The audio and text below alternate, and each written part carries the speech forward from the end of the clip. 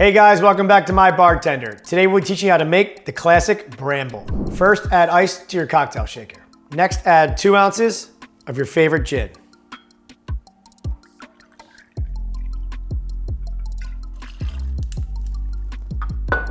Next, add 1 ounce of fresh squeezed lemon juice.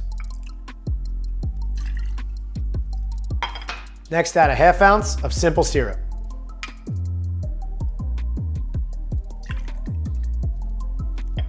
Now shake until well chilled.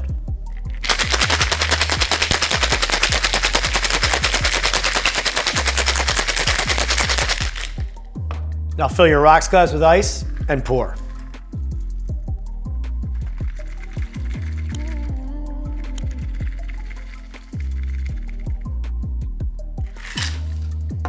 Now top with crème de mûre.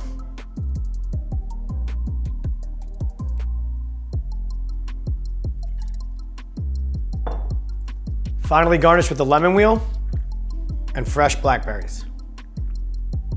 And that's how you make the classic Bramble. Enjoy.